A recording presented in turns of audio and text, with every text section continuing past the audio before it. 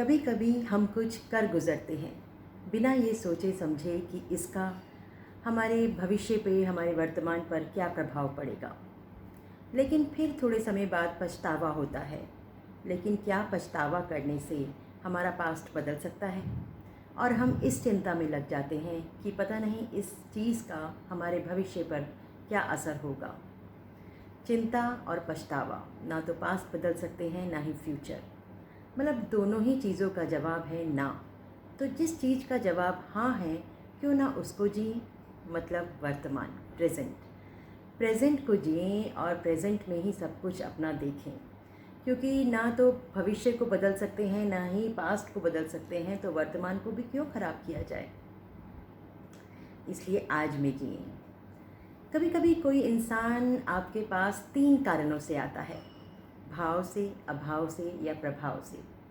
भाव से आता है तो उसे प्रेम दीजिए, अभाव से आता है तो उसकी मदद कीजिए, और अगर प्रभाव से आता है तो अपने आप को भाग्यशाली समझिए कि कोई आदमी आपसे इतना प्रभावित है कि उसे लगता है कि आप उसकी मदद कर सकते हैं, तो आप उसकी मदद ज़रूर कीजिए। लेकिन कभी कभी कोई इंसान अपनी मदद के लिए नहीं आता या अपनी बात कहने सुनने के लिए नहीं आता, किसी तीसरे की बात, जिसे आप भी जानते हैं और वो भी जानता है, मतलब एक कॉमन बंदा, उसकी बात करने के लिए आता है। इसी से रिलेटेड आज की कहानी सुनाती हूँ। एक बार चाणक्य का नाम तो सभी ने सुना होगा और सभी जानते हैं उनकी बुद्धिमत्ता की कहानियाँ कितनी फेमस हैं। सब उनकी बुद्धि की मिसाल देते हैं, चाणक्य नीति का उदाहरण देते हैं। तो एक बार चाणक्य के पास उनके कोई मित्र मिलने के लिए आए और उनसे बोले कि मैं आपके एक मित्र की बात आपसे करना चाहता हूँ। मतलब वो ऐसा बंदा था, वो कॉमन बंदा जो मैंने अभी आपको बताया, जिसको चाणक्य भी जानते थे और वो बंदा भी जानता था। और चाणक्य ने कहा ठीक है, मैं आपकी बात ज़रूर सुनूंगा, लेकिन उससे पहले आपको 3 छलनी परीक्षण देना होगा। बंदा अचकचा जाता है, 3 छलनी परीक्षण, वो क्या होता है? कहते मैं बताता हूँ। 3 छलनी ऐसे है। पहली छलनी परीक्षण ये है कि जिस बंदे के बारे में आप मुझे बताने आ रहे हैं, जिसके बारे में जो बात करने जा रहे हैं, क्या वो सत्य है? तो वो बंदा बोलता है नहीं, मैंने तो बल्कि अभी अभी सुनी है और मैं आज सुनते ही आपके पास आ गया। बोले बस रुक जाइए, अब आपका दूसरा परीक्षण, क्या वो उपयोगी है? जो बात आप मुझे बताने जा रहे हैं उसके या मेरे किसी के उपयोग में है? कहते नहीं नहीं, मैं तो आपको बताने जा रहा हूँ कि नहीं, मतलब तुम्हारा जवाब इसके लिए भी ना है, तो यहाँ रुक जाओ। और तीसरा, क्या वो उससे मेरी या उसकी कुछ मदद हो सकती है? कहते नहीं, वो तो मैं आपको ये कहते नहीं, बस यहीं रुक जाओ। मतलब चाणक्य ने उनको, जो बंदा आया था, उसको अपनी बात पूरी कहने ही नहीं दी, पहले ही उसका जस्टिफाई कर दिया कि नहीं, ना तो वो सत्य है, ना वो उपयोगी है, और ना ही किसी काम की है।